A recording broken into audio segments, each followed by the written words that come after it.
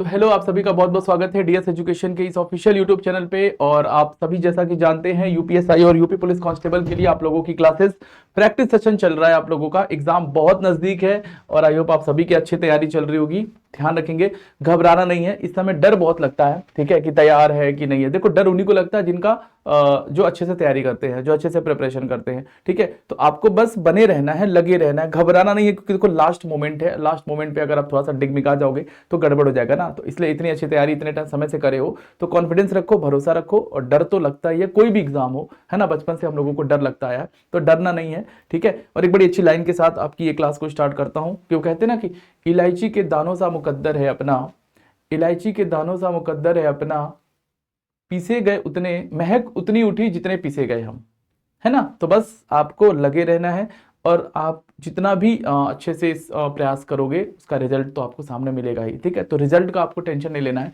प्रयास अच्छा करना है। चलो, पहला प्रश्न आज की स्क्रीन का 20 क्वेश्चन हमने इसके पहले वाले सेशन में करा था, ठीक है। और ये आपका नेक्स्ट उसके आगे से कर रहा हूं मैं 21 क्वेश्चन पे, ठीक है। उसके पहले भी वीडियोस आई हैं ज्योग्राफी की, तो ध्यान रखना।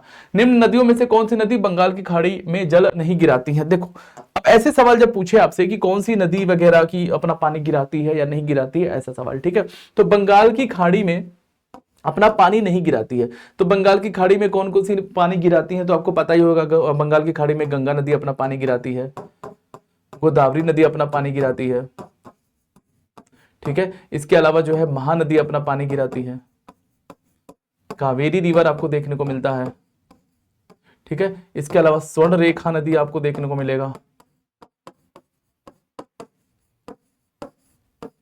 ठीक है। तो ये सारी, एक मिनट यार, किसका फोन आ रहा है, एक मिनट भैया, ठीक है। चलो सॉरी, साइलेंट कर दिया फोन, है ना। तो स्वर्ण रेखा नदी, ये कुछ नदियां हैं जो अपना पानी गिराती हैं कहां पे? बंगाल की खाड़ी में, ठीक है, बंगाल की खाड़ी में। तो यहां पर प्रश्न पूछा है आपसे कि कौन सा नहीं गिराती है, तो ये शरावती नदी नहीं गिराती है। ये शरावती लिखा हुआ है, आपको पता नहीं विजिबल हो रहा है कि नहीं, मैं लिख दे रहा हूं प्रॉपरली, शरावती रिवर, शरावती नदी ये अपना पानी नहीं गिराती है यहाँ पे, ठीक है। तो ये प्रश्न का उत्तर हो जाएगा। बाकी महानदी, कावेरी, स्वर्ण रेखा दिया ही है, बाकी और भी याद रखना, गंगा नदी भी है, ठीक है। ब्रह्मपुत्र नदी भी अपना पानी यहीं पे आके मिला लेती है, आप जानते ही हो, ठीक है। बाकी नदियां कुछ इंपॉर्टेंट है ना, कोई भी पेपर में आ जाए। कृष्णा नदी भी लिख लो आप लोग, यहाँ पे कृष्णा नदी भी याद रखना, ये भी अपना पानी यहीं गिराती है। अगर इतना याद है ना तो सवाल आपको गलत नहीं होगा भाई, यकीन मानो। अगर आपको ये नदियां याद है कि ये सारी नदियां बंगाल की खाड़ी में अपना पानी गिरा रही हैं, तो अगर आपको बंगाल की खाड़ी का याद है तो अरब सागर का पूछेगा अगर आपसे, तो एलिमिनेट कर लेना ऑप्शन को एग्जाम में, समझ रहे हो ना। तो एलिमिनेट भी करना, जरूरी नहीं कि सारा कुछ पढ़ लेना है, ठीक है। चलो ध्यान रखना। अगला क्वेश्चन, नेक्स्ट क्वेश्चन आज की सेशन का है हमारा सेकंड क्वेश्चन है, निम्न नदियों में से कौन भ्रंश घाटी में प्रवाहित नहीं होती है? भ्रंश घाटी क्या होता है? भ्रंश घाटी को बोलते हैं इंग्लिश में रिफ्ट वैली, रिफ्ट वैली, ठीक है। तो कौन सी नदी भ्रंश घाटी में प्रवाहित नहीं होती है, ये सवाल पूछ रहा आपसे, ठीक है। देखो, सिंपल सी एक बात याद रखना, रिफ्ट वैली आप देखते हो कि जैसे ये आपका विंध्य पर्वत है, ठीक है, और ये आपका एक पर्वत है, कौन सा? विंध्याचल एक पर्वत होता है, और एक पर्वत है सतपुड़ा, ठीक है। एक विंध्य पर्वत है और एक पर्वत है आपका सतपुड़ा। तो विंध्याचल पर्वत और सतपुड़ा पर्वत के बीच से एक नदी निकलती है जिसको हम बोलते हैं नर्मदा रिवर, नर्मदा रिवर, ठीक है। ये विंध्याचल और सतपुड़ा पर्वत के बीच से निकलती है, विंध्य रेंज और सतपुड़ा रेंज के बीच से निकलती है, ठीक है, नर्मदा रिवर। और ये रिफ्ट वैली का फॉर्मेशन करती है, ये नदी रिफ्ट वैली का फॉर्मेशन करती है। यहीं से तापी नदी भी निकलती है इसी के पास से, है ना, वो भी रिफ्ट वैली का फॉर्मेशन करती है आपका, ठीक है। यानी कि रिफ्ट वैली मतलब कि जो घाटी, भ्रंश घाटी वगैरह से बहती है, उसके बारे में सवाल पूछ रहा आपसे, ठीक है। तो यहां पे आपको बताऊं कि नर्मदा रिवर बहती है, और आपका इसके अलावा तापी नदी है यहाँ पे, वो भी जो है रिफ्ट वैली से बहती है। और इसके अलावा जो दामोदर रिवर है,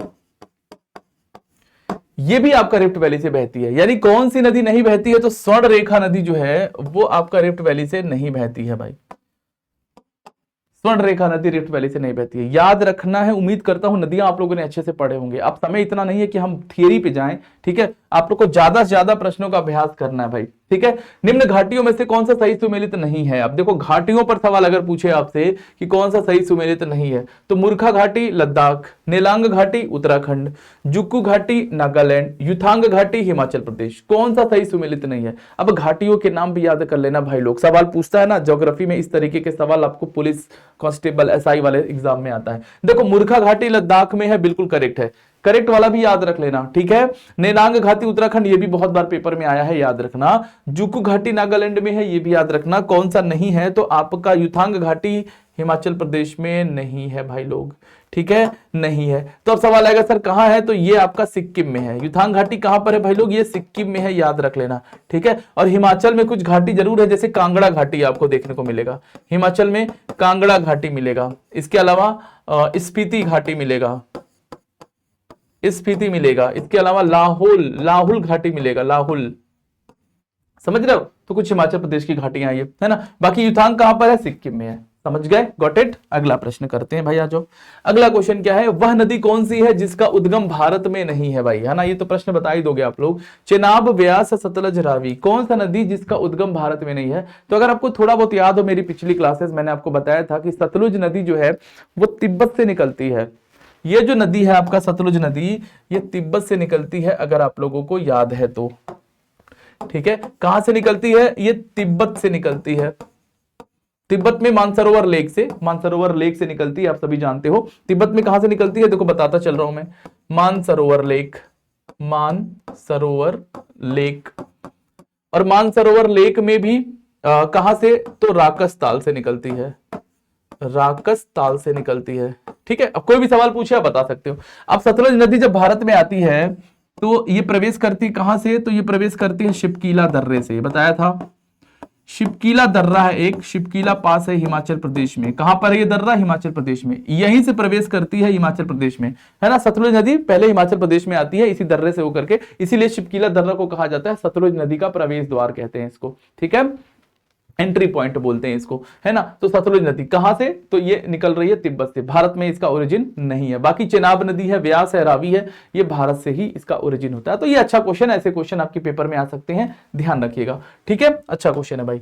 नेक्स्ट, उकई बांध भारत के निम्नलिखित में से किस राज्य में है, यानी कि कभी कभी आपसे डैम वगैरह पूछा जा सकता है। ये बांध है, बांधा लिख दिया है, कोई दिक्कत नहीं है। उकई डैम है ना, उकई डैम, UKAI, उकई डैम, ठीक है। तो पहली बात तो कोई डैम जो है वो किसी ना किसी नदी के किनारे, नदी के तट पर ही होगा, है ना, डैम है। जैसे ये बांध है उकई डैम, ये आपका तापी रिवर पर है। किस रिवर पर है, तापी रिवर पर है। और कहां पर, ये गुजरात में देखने को मिलेगा आपको, कहां पर, गुजरात में देखने को मिलेगा। तो इस प्रश्न का उत्तर तो हो जाता है आपका गुजरात।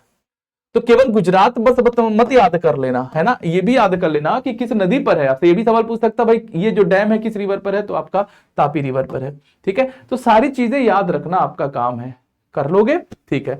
ऐसे ही याद रखना, ऐसे जैसे एक आपको मैं एक और बांध बताऊं, हीराकुंड बांध, है ना, क्योंकि देखो याद जो भी आ रहा है तो मैं आपको बताता चल रहा हूं। हीराकुंड डैम के बारे में आपने सुना होगा, हीराकुंड डैम, क्या सुना है आपने हीराकुंड डैम के बारे में भाई, तो अब इसके बारे में सुना होगा। दिस इज द आपका सबसे लंबा बांध है भारत का। ये क्या है, ये भारत का सबसे लंबा बांध है भाई, भारत का सबसे लंबा बांध है, लॉन्गेस्ट डैम है भाई, याद रखना, ठीक है। ये लॉन्गेस्ट डैम है, भारत का सबसे लंबा बांध है, ठीक है। एक मिनट, किसका कॉल है, मैं एक बार देख लूं, एक मिनट।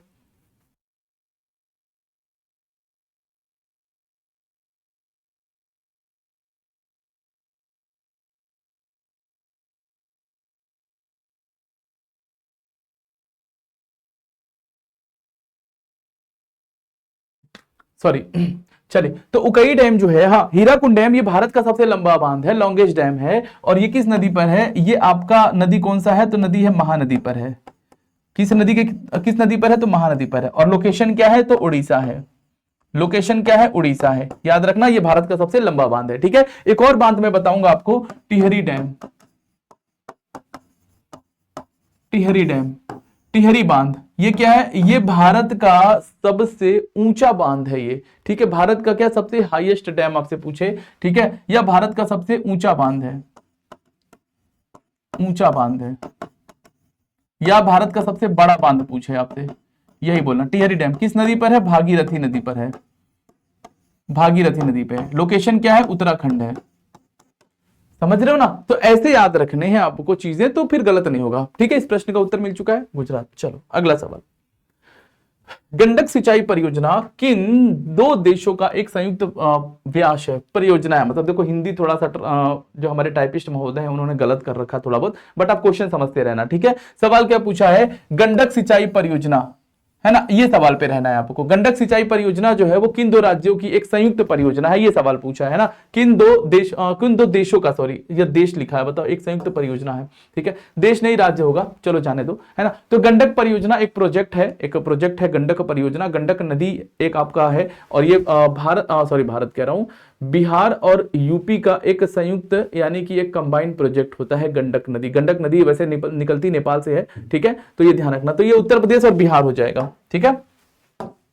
कहने का मतलब ना, देखो बहुत अच्छे और सिलेक्टेड क्वेश्चंस है। आप लोगों ने ज्योग्राफी के बड़े ही नॉर्मल क्वेश्चंस किए होंगे, बट ध्यान रखना थोड़े थोड़े ऐसे प्रश्नों पे परियोजनाओं को लेकर के सवाल पूछते हैं, ठीक। अच्छा एक बात और याद रखना, 400 एमसीक्यू का 400 एमसीक्यू का ज्योग्राफी का मैंने पीडीएफ तैयार कर दिया है, ठीक है। अब देखो 400 एमसीक्यू जितना मैं करा पाऊंगा आपके एग्जाम से पहले, वो तो मैं यूट्यूब पर नए नए क्वेश्चंस कराता ही रहूंगा, लेकिन मैंने ये 400 एमसीक्यू ज्योग्राफी के बनाए हैं, इसका पीडीएफ तैयार हो चुका है, ठीक है। और इसका पीडीएफ के लिए आप लोग टेलीग्राम चैनल ज्वाइन कर लेना, ठीक है। पीडीएफ के लिए टेलीग्राम चैनल ज्वाइन कर लेना, और वहां टेलीग्राम पे आपको ये पोस्ट कर दिया जाएगा, उससे एक बार आप लोग फटाफट रिवीजन कर लेना। 400 क्वेश्चन बड़े इंपॉर्टेंट है यूपीएसआई स्पेशल के लिए, ठीक है। तो जो भी यूपीएसआई वाले बच्चे हैं टेलीग्राम चैनल ज्वाइन कर लेना। टेलीग्राम के लिए लिंक आपको जो है कमेंट बॉक्स में पिन कर दिया जाएगा, ठीक है। चलो नेक्स्ट क्वेश्चन, भारत की जलवायु को कैसी जलवायु माना जाता है, मतलब इंडिया का जो क्लाइमेट है वो कैसा क्लाइमेट है। अगर आपसे पूछे भाई हमारे देश का, भारत का क्लाइमेट कैसा क्लाइमेट है, हम कैसा क्लाइमेट बोलेंगे, क्या हम बोलेंगे ये ग्रीष्मकाल वाला जलवायु है यानी कि समर वाला, या शीतकाल है कि भैया ठंडक है बहुत ज्यादा, या मानसूनी जलवायु है ना। तो हम कहते हैं भाई भारत की जो जलवायु है वो मानसूनी जलवायु है, ठीक है। यानी कि हमारे देश का क्लाइमेट कैसा है, तो मानसून क्लाइमेट है, मानसून वाला जलवायु भारत का है, ना ग्रीष्मकालीन है ना शीतकालीन है, मानसून जलवायु है, इजीली याद रखना है। अगला क्वेश्चन कह रहा है भारत का निम्नलिखित में से कौन सा स्थान अति विषम प्रकार की जलवायु का अनुभव करता है। अति विषम मतलब कि बहुत ज्यादा गर्मी, जहां पे गर्मी बहुत ज्यादा होता है, बारिश बहुत कम होता है, इसका मतलब ये है ना। तो आप देखोगे इनमें से दिल्ली एक ऐसा रीजन होता है जहां पे बारिश ठीक प्रकार से कभी पहुंच नहीं पाता है। ये ऐसा लोकेशन पे होता है दिल्ली कि ना तो इसको ठीक प्रकार से बारिश नहीं मिल पाती है। बेसिकली दिल्ली में शीतकालीन के समय ठंडक में जो बारिश होती है दिल्ली में, वो पश्चिमी विक्षोभ की वजह से होती है। वेस्टर्न डिस्टर्बेंस आप लोगों ने पढ़ा होगा, ठीक है, वेस्टर्न डिस्टर्बेंस आप लोगों ने पढ़ा होगा, जिसको हिंदी में पश्चिमी विक्षोभ कहते हैं। और इस पश्चिमी विक्षोभ की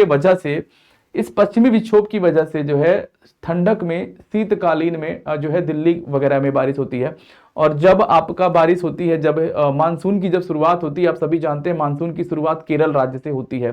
साउथ वेस्ट मानसून से भारत में बारिश स्टार्ट होती है, केरल राज्य से शुरू होती है और फिर वो आती है। भारत में सर्वाधिक बारिश साउथ वेस्ट मानसून से होती है, दिल्ली में नहीं हो पाती है बारिश, है ना। वो रीजन है कि भाई अरावली भी आपका सामने, अरावली जो रेंज है उसकी वजह से बारिश रुक जाती है, ठीक है। तो खैर दिल्ली इस प्रश्न का उत्तर है, याद रखना, ठीक है। ऐसे प्रश्न आए तो गड़बड़ नहीं करना है, ठीक है ना, कर लोगे। अगला सवाल, भारत का कौन सा तट सामान्यतः वर्षा काल में शुष्क रहता है। अब समझो, कौन सा तट सामान्यतः वर्षा काल में शुष्क रहता है, मतलब कि वर्षा काल के दौरान जो है वहां पर बारिश नहीं हो पाती है ना। इन्हीं जगहों को हम लोग क्या बोलते हैं, वृष्टि छाया प्रदेश, वृष्टि छाया प्रदेश बोलते हैं, या रेन शैडो एरिया बोलते हैं, rain shadow area, rain shadow area या वृष्टि छाया प्रदेश या रेन शैडो बोलते हैं, ठीक है। तो कह रहा है कि भारत का कौन सा तट सामान्यतः वर्षा काल में शुष्क रहता है।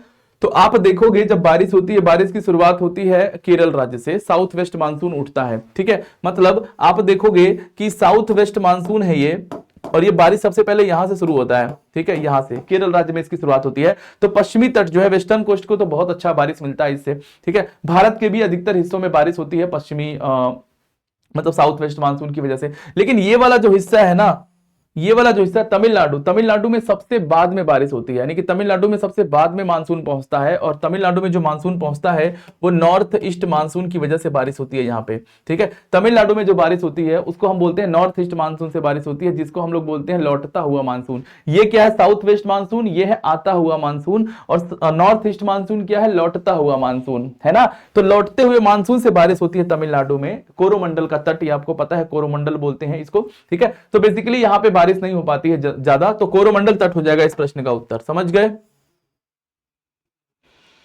कोरोमंडल तट। बाकी क्या लिखा देखो, मैंगलोर तट। मैंगलोर तट तो कर्नाटक को कहते हैं, तो कर्नाटक में तो बारिश होगी ही साउथ वेस्ट मानसून की वजह से।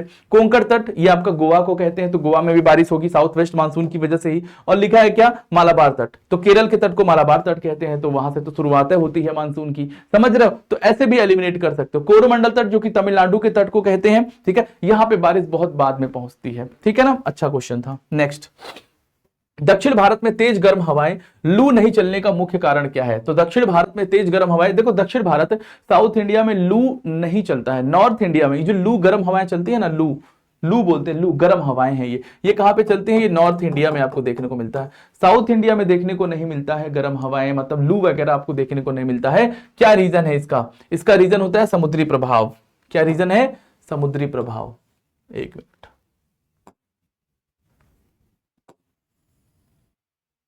समझ रहे हो, समुद्र से दूरी है इस वजह से, मतलब समुद्री प्रभाव होता है। हमारे जो नॉर्थ इंडिया में क्यों गर्म हवाएं चलती हैं, क्योंकि नॉर्थ इंडिया जो है वो समुद्र से काफी दूर है, समुद्र से काफी दूर है, इस वजह से गर्म हवाएं चलती हैं।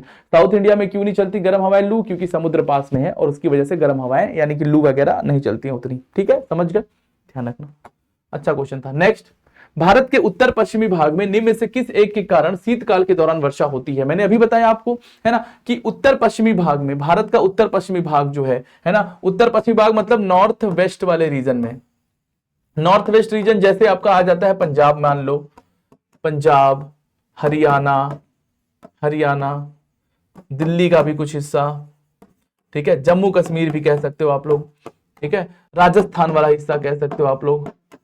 तो कहने का मतलब कि ठंडक में बारिश होती है शीतकाल के दौरान। तो अभी मैंने बताया आपको वेस्टर्न डिस्टर्बेंस बताया, आपको क्या बताया मैंने, आपको पश्चिमी विक्षोभ बताया मैंने, इसको इंग्लिश में वेस्टर्न डिस्टर्बेंस कहते हैं। इस पश्चिमी विक्षोभ की वजह से, पश्चिमी विक्षोभ के कारण भारत के उत्तर पश्चिमी क्षेत्र में जो है शीतकाल के दौरान, ठंडक में, विंटर में बारिश होती है, याद रखना, ठीक है, वेरी इंपॉर्टेंट, अच्छा क्वेश्चन है, ठीक है। दक्षिण पश्चिम मानसून तो आपको बताया ही मैंने आपको, ये दक्षिण पश्चिम मानसून भारत में सबसे मानसून की शुरुआत यहीं से होती है, केरल से शुरू होता है, तो ये वेस्टर्न कोस्ट पश्चिमी घाट में पूरा बारिश कराता है। भारत में सर्वाधिक वर्षा इसी मानसून से होती है। अगर पूछे भारत में सर्वाधिक वर्षा किस मानसून से होती है, तो कहना भारत में सर्वाधिक वर्षा दक्षिण पश्चिम मानसून से होती है, जिसको इंग्लिश में साउथ वेस्ट मानसून कहते हैं, ठीक है। केरल से शुरू होता है, जून के महीने में स्टार्ट होता है मानसून, है ना। किस महीने में स्टार्ट होता है मानसून, जून के महीने से स्टार्ट होता है मानसून। चलो, निम्न में से कौन सी मृदा भारत के सर्वाधिक क्षेत्रफल पर पाई जाती है। मृदा मतलब मिट्टी। तो पहली बात तो देखो, हम बात कर रहे हैं किसकी, सॉइल की। सॉइल मतलब मिट्टी, ठीक है, सॉइल मतलब मिट्टी। तो पहली बात, मिट्टी का अध्ययन क्या कहलाता है, स्टडी ऑफ सॉइल क्या कहलाता है, तो मिट्टी का अध्ययन कहलाता है पेडोलॉजी, है ना। देखो ये चीजें याद रखना है आपको, पेडोलॉजी, मिट्टी का अध्ययन क्या कहलाता है भाई, सर पेडोलॉजी कहलाता है, याद रखना है आपको, ठीक है, मिट्टी का अध्ययन, ठीक है। अब मिट्टी, भारत में मिट्टी कितनी प्रकार की पाई जाती है, भारत में मिट्टी 8 प्रकार की पाई जाती है। भारत में 8 टाइप्स ऑफ सॉइल है जो आपको देखने को मिलती हैं। इनमें जो सबसे प्रमुख मिट्टी की बात करूं, जो क्वेश्चन में पूछा है, अभी डेप्थ में ज्यादा नहीं जाना हमें, तो सबसे प्रमुख मिट्टी होती है जलोढ़ मिट्टी। सबसे प्रमुख मिट्टी कौन सी है, तो वो है जलोढ़ मिट्टी, जिसको इंग्लिश में कहते हैं एलुवियल सॉइल। एलुवियल सॉइल, ये जलोढ़ मिट्टी है, ये सर्वाधिक उपजाऊ मिट्टी है ना। मोस्ट फर्टाइल सॉइल आप कह सकते हो इस मिट्टी को, मोस्ट फर्टाइल सॉइल, ठीक है। हिंदी में क्या बोलेंगे, सर्वाधिक उपजाऊ मिट्टी इसको कहा जाता है, ठीक है। और इवन ये भारत में मैं आपको बताऊं 40 से 42% हिस्से पर ये मिट्टी आपको देखने को मिलती है। भारत में 40 से 42% हिस्सों पर, एरिया पर ये मिट्टी आपको देखने को मिलती है। यानी कि सर्वाधिक हिस्सा भारत में किस मिट्टी का है, तो जलोढ़ मिट्टी का है। सर्वाधिक उपजाऊ मिट्टी भी यही है, और इसी को हम लोग एलुवियल सॉइल यानी कि मोस्ट फर्टाइल सॉइल भी कहते हैं, ठीक है। इंपॉर्टेंट है, ये बहुत इंपॉर्टेंट है, ठीक है। तो हमारा इस प्रश्न का उत्तर आपको मिल चुका है, जलोढ़ मिट्टी। याद करो, मैंने काली मृदा को लेकर के एक बात बताया था। इसी काली मिट्टी को हम लोग रेगुर सॉइल के नाम से भी जानते हैं, रेगुर सॉइल, है ना। हिंदी में भी इसको रेगुर मिट्टी कहते हैं, या काली मिट्टी को ही चेरनोजम मिट्टी भी कहते हैं, चेरनोजम, इस नाम से भी एक बार पेपर में सवाल आया है। अच्छा, काली मिट्टी को ही हम लोग कपासीय मृदा भी कहते हैं। क्या बोलते हैं भाई, कपासीय मृदा, है ना। कपास, क्योंकि कपास का उत्पादन होता है, इसलिए कपासी मृदा भी कहते हैं। काली मिट्टी में ही आपको देखने को मिलेगा क्या, ये बेसिकली ये जो लोकेशन है काली मिट्टी की, आपको गुजरात एमपी महाराष्ट्र वाला रीजन आपको ये ज्यादातर देखने को मिलता है। काली मिट्टी को क्या बोलते हैं, काली मिट्टी को स्वतः जुताई वाली मिट्टी भी कहते हैं, स्वतः जुताई वाली मिट्टी, स्वतः जुताई वाली मृदा। ठीक है, तो क्वेश्चन पूछता है ना कि कौन सी ऐसी मिट्टी है जो स्वतः जुताई वाली मिट्टी होती है। क्यों? क्योंकि इसमें पानी की बहुत अधिकता होती है। काली मिट्टी में क्या होता है ना, पानी बहुत ज्यादा होता है। ठीक है, काली मिट्टी में क्या होता है, पानी बहुत ज्यादा होता है, पानी की वजह से चिपचिपी हो जाती है। ठीक है, और इसमें दरारें पड़ जाती हैं। काली मिट्टी इसमें जब पानी सूख जाता है तो ऐसा लगता है कि दरारें पड़ी हुई हैं। ठीक है, और ये ऐसा प्रतीत होगा कि भाई जैसे कि स्वतः जुताई वाली मिट्टी है। ठीक है, तो ये कपासी मृदा के नाम से जाना जाता है। तो सारी बातें याद रखना। ठीक है, चलो नेक्स्ट क्वेश्चन। खादर और बांगर निम्नलिखित में से किस प्रकार की मिट्टी है? देखो मिट्टी, अब मिट्टी की बात हो रही थी तो मैंने बताया 8 प्रकार की मिट्टी है, उसी में खादर और बांगर भी आते हैं। अब देखो जलोढ़ मिट्टी जो है आपका, जो आपने जलोढ़ मिट्टी पढ़ा भी पीछे हमने बताया। अब देखो यहाँ पे क्वेश्चन था इसलिए मैंने वहां नहीं बताया था आपको। ठीक है, अब जो जलोढ़ मृदा पढ़ते हो ना, ये जलोढ़ मृदा भी 2 प्रकार के होते हैं। ठीक है, यानी कि जो एलुवियल सॉइल है ये 2 टाइप के होते हैं। एक होता है आपका पुरानी जलोढ़ मिट्टी, पुरानी जलोढ़ मिट्टी, और एक होता है नवीन जलोढ़ मिट्टी, नवीन जलोढ़ मिट्टी। ठीक है ना, एक पुरानी जलोढ़ मिट्टी, एक नवीन जलोढ़ मिट्टी। पुरानी जलोढ़ मिट्टी को हम लोग क्या बोलते हैं और नवीन जलोढ़ मिट्टी को क्या बोलते हैं, यही सवाल पूछा है भाई। तो नवीन जलोढ़ मिट्टी को हम लोग बोलते हैं खादर और पुरानी जलोढ़ मिट्टी को हम लोग कहते हैं बांगर। तो खादर और बांगर किसके प्रकार हैं? तो खादर और बांगर जो है वो जलोढ़ मिट्टी के प्रकार हैं, याद रखना। क्लियर है? ठीक है, भारत में सर्वाधिक हिस्से पर यह मिट्टी पाई जाती है, लगभग 40%, 42%, 43% ऐसे लिखा रहता है। ठीक है, ध्यान रखना। अगला क्वेश्चन, ये देखो, ये कुछ वृक्ष के प्रकार हैं, पेड़ों के प्रकार हैं एक तरह से, मतलब कि जो होते हैं और किस टाइप के वनों में पाए जाते हैं ये, है ना। ये कुछ प्रकार के ट्री हैं, पेड़ हैं, और किस प्रकार के वनों में पाए जाते हैं ये आपको बताना है। अच्छा क्वेश्चन है। देखो ऐसे क्वेश्चन आएंगे और गलत होता है बच्चों का, क्योंकि नॉर्मल सवाल पढ़ लेते हो सब लोग। ठीक है, ये सब सवाल छोड़ के चले जाते हो, इसलिए बताओ जरा इस प्रश्न का उत्तर सब लोग, प्रश्न का उत्तर बताओ सब लोग जल्दी। चले, चलो देखो इस प्रश्न को ध्यान से समझो आप लोग। ठीक है, देखो क्या है, एक तो सबसे पहले उस ऑप्शन पे जाओ जो आपको थोड़ा सा रिलेट करने में आसानी हो। ठीक है, देखो सबसे पहले हम बात करें कैक्टस। देखो कैक्टस एक पेड़ होता है, पौधा होता है एक तरह से, कैक्टस है ना, कांटेदार होता है, कांटादार, कांटा कांटा कांटा होता है। तो कहां पे, कैसे वन में होगा, किस प्रकार के वन में या किस प्रकार के जंगल में ये कांटा वाटा? तो कांटा वाटा मिलेगा आपको कहां पे, जहां पे डेजर्ट वाला हिस्सा होगा। ठीक है, डेजर्ट वाला हिस्सा होगा, मतलब कि आप डेजर्ट देखोगे मरुस्थलीय वन, यानी कैक्टस जो होगा मरुस्थलीय वन में। तो आप इस तरीके से मिला लो पहले तो। देखो याद तो करना पड़ेगा, लेकिन याद करने के लिए भी तरीका ढूंढो। कैक्टस, जैसे कैक्टस देखो, कैक्टस एक कांटेदार पौधा होता है, कांटेदार पौधा कहां होगा, ये मरुस्थलों में होगा, डेजर्ट एरिया में होगा। तो यानी सी का हो जाएगा 3। अब सी का 3 तुम देखो कहां कहां पर ऑप्शन में है। सी का 3 तुम्हें देखो डी ऑप्शन में दिख रहा है और आपको ए ऑप्शन में दिख रहा होगा। ठीक है, यानी कि बी और सी आपका अपने आप एलिमिनेट हो गया। मैं एलिमिनेट करने का तरीका बता रहा हूं, सही उत्तर तो मैं ऐसे बता दूंगा, लेकिन क्या फायदा, मेरा मोटो है कि सही उत्तर की बजाय आपको कॉन्सेप्ट देना। ठीक है, तो ये ध्यान रखना। अब सवाल है सुंदरी। सुंदरी भी एक प्रकार का वन है जो आपको देखने को मिलेगा मैंग्रोव वन में। मैंग्रोव वन में ये भी कई बार पेपर में आ चुका है, इसलिए मैं ऐसी उम्मीद करता हूं कि आपने अगर सवाल को पढ़े होंगे तो आपको पता होगा। सुंदरी वन मैंग्रोव वन में देखने को मिलता है। डी का हो जाएगा 1, और डी का 1 देखोगे कहां पर होगा, तो आपका सिर्फ यहां पे ए ऑप्शन ही आपको ऐसा दिखेगा जो सही उत्तर बना देगा। ठीक है, ध्यान रखोगे।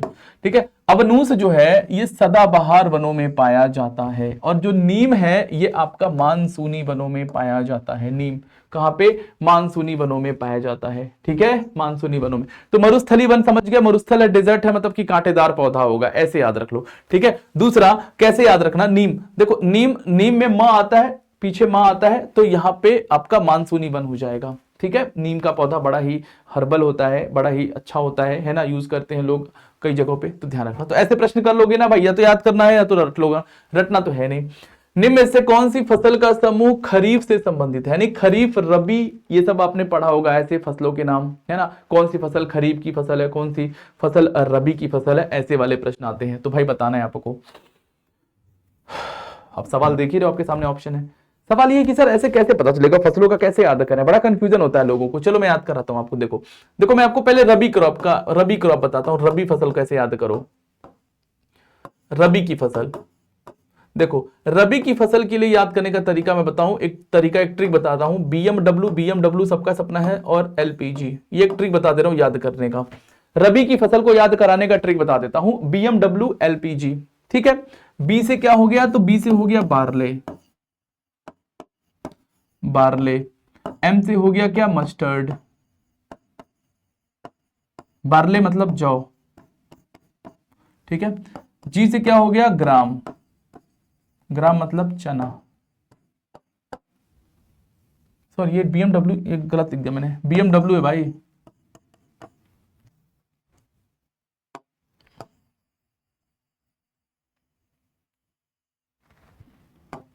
बी एम डब्ल्यू, डब्ल्यू से होता है वीट, गेहूं। एल से हो गया लिंसेट, लिंसेट मतलब इसको बोलते हो अलसी। पी से हो गया पीस, चना। जी से हो गया ग्राम, मटर, ठीक है। तो ये कुछ एग्जांपल है जो आपको थोड़ा सा ध्यान रखना है। अभी फिलहाल हम लोग अगर रबी की फसल निकाल लो अब, है ना, तो खरीफ की हमसे पूछा है खरीफ की फसल, तो खरीफ की फसल आप देखोगे तो यहां पे जो मिलेगा आपका चावल, मूंगफली, मूंग, चावल, मूंगफली, मूंग, ठीक है,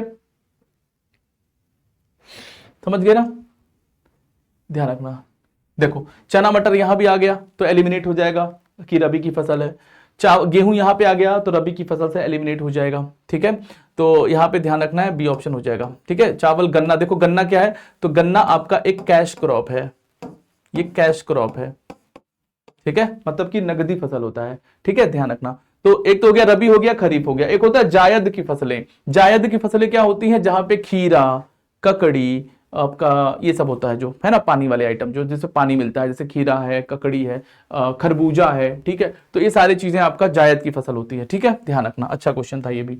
नेक्स्ट है, हरित क्रांति आंदोलन कब से कब तक चला था। हरित क्रांति मतलब कि ग्रीन रिवोल्यूशन की बात कर रहा है, और कब से कब तक चला था ये। तो देखो ग्रीन रिवोल्यूशन के बारे में भी कुछ चीजें आपको मैं बताता चलूं कि भाई जरूरी है चीजें समझना भी, है ना। हरित क्रांति के बारे में, हरित क्रांति क्या है, ग्रीन रिवॉल्यूशन क्या है। तो देखो ग्रीन रिवॉल्यूशन की जो शुरुआत है वो आपका माना जाता है 1967 से स्टार्ट होता है और 78 तक का एक पीरियड माना जाता है, ठीक है। ग्रीन रिवॉल्यूशन जो वर्ड है वो दिया था एक व्यक्ति ने जिनका नाम था विलियम गॉड। याद रखना, अगर सवाल पूछे कि हरित क्रांति शब्द किसने दिया है, ग्रीन रिवॉल्यूशन वर्ड किसने दिया है, तो विलियम गॉड ने दिया है। और फादर ऑफ ग्रीन रिवॉल्यूशन माना जाता है, father of green revolution world में अगर पूछे तो नॉर्मन बोरलॉग का नाम याद रखना है, नॉर्मन बोरलॉग, ये father of green revolution world के। और इन इंडिया अगर आपसे पूछे कि भारत में हरित क्रांति का जनक कौन था, यानी इंडिया में कौन था, तो इंडिया में आपको नाम याद रखना है डॉक्टर एम एस स्वामीनाथन का, डॉक्टर एम एस स्वामीनाथन का, ठीक है।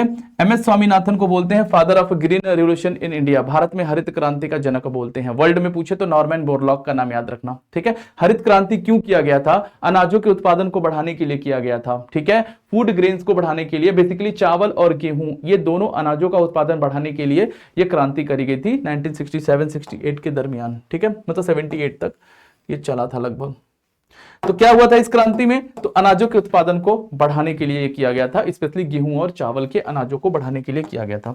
नेक्स्ट क्वेश्चन है कि निम्न में से कौन सी वाणिज्यिक फसल नहीं है। क्या पूछा है, वाणिज्यिक फसल नहीं है। वाणिज्यिक फसल को ही इंग्लिश में हम लोग कॉमर्शियल क्रॉप कहते हैं, या इसी को कैश क्रॉप कहते हैं, नगदी फसल। वाणिज्यिक फसलों को ही नगदी फसल भी कहा जा सकता है।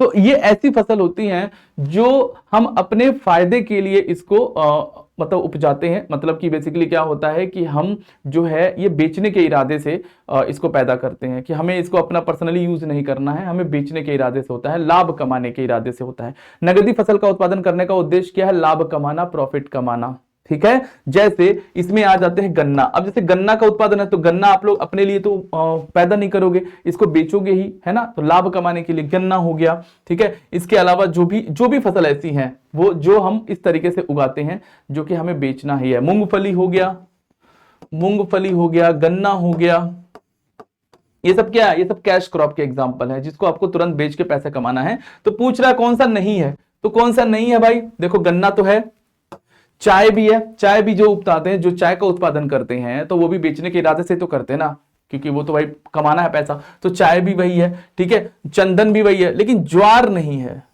ज्वार नहीं है ना। चंदन भी है, चंदन का जो पेड़ है काफी महंगा आता है, आप जानते हो, तो चंदन का भी जो उत्पादन करते हैं वो बेचने के इरादे से करते होंगे, ठीक है। तो ज्वार जो है ये हम पर्सनल यूज के लिए भी करते हैं, बेचते हैं वो अलग बात है, लेकिन हम जनरली देखो कैश क्रॉप में नहीं आता है ज्वार, ठीक है, ध्यान रखना, अच्छा क्वेश्चन है। निम्न राष्ट्रीय पार्कों में किसमें कश्मीरी महामृग पाए जाते हैं? कश्मीरी महामृग मतलब हिरन, मृग मतलब हिरन, और कश्मीरी हिरन पाया जाता है जम्मू कश्मीर में। एक क्या नाम है, नेशनल पार्क है जिसका नाम है दचीगाम नेशनल पार्क। जम्मू कश्मीर में एक नेशनल पार्क आप लोग पढ़ते हो, ठीक है, नेशनल पार्क पढ़ते हो जिसका नाम है दचीगाम। दचीगाम, तो दचीगाम कहां पर है? ये जम्मू कश्मीर में एक नेशनल पार्क है, और यही इसी नेशनल पार्क में आपको देखने को मिलेगा क्या, कश्मीरी हिरन देखने को मिलता है। इंपॉर्टेंट है, अच्छा नेशनल पार्क है ये, ठीक है। चलो नेक्स्ट, निम्न में से कौन सा सही सुमेलित नहीं है? ऐसे क्वेश्चन परियोजनाओं को लेकर के है। हाथी परियोजना 1992, ये सही है भाई, हाथी परियोजना 1992 यानी एलिफेंट प्रोजेक्ट इंग्लिश में कहते हैं, 92 में हुआ था, सही है।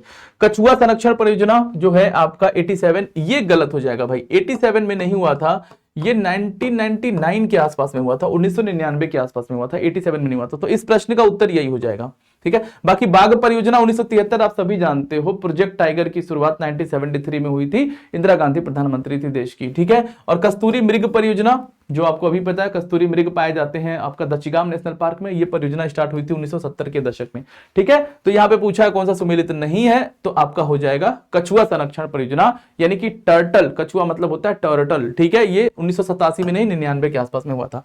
चलिए, तो आज के सेशन का ये लास्ट प्रश्न करते हैं, और अंतिम प्रश्न को आप लोग ध्यान से, उम्मीदों के साथ कि आप लोग कर लोगे। बताइए, निम्नलिखित में से कौन सा भारत का सबसे बड़ा राष्ट्रीय उद्यान है? भारत का सबसे बड़ा नेशनल पार्क है, ये बताना है आपको। तो क्या ये प्रश्न मैं आपके लिए छोड़ दूं क्या? बताओ भाई, आपके लिए छोड़ दूं मैं ये प्रश्न? कर लोगे? कर लोगे, ऐसी तो उम्मीद करता हूं मैं। चलो अगली क्लास में जो भी होगी अगली क्लास, तो उसमें हम लोग आपको यहीं से स्टार्ट कर देंगे कि कौन सा नेशनल पार्क सबसे बड़ा है, कौन सा छोटा है, ठीक है, कितने नेशनल पार्क है भारत में, इसकी भी बात मैं कर लूंगा, ठीक है। फिलहाल ये क्वेश्चन आपके लिए मैं देके जा रहा हूं होमवर्क में, ठीक है। इस प्रश्न का उत्तर आपको देना है कहां पर? कमेंट बॉक्स में। अगर आप लोग वीडियो को देख रहे हैं तो आपसे मैं ऐसी उम्मीद करता हूं कि आप लोग इसका उत्तर कमेंट बॉक्स में जरूर दीजिएगा। अगर गलत होगा तो मैं आपको वहां पे करेक्ट कर दूंगा खुद, ठीक है, मैं आपको खुद रिप्लाई दे दूंगा अगर आपका गलत होगा तो, ठीक है। तो वीडियो को यहां पे करेंगे समाप्त। आप लोग वीडियो को ध्यान से देखना, जितनी भी क्लासेस आ रही हैं आपकी परीक्षा से पहले उसको पढ़ते रहना, अच्छे से अच्छा रिवीजन करते रहो, अच्छे से खाओ पियो बढ़िया से, और क्लास को करते हैं खत्म। तब तक के लिए आप सभी को नमस्कार, टेक केयर, जय हिंद।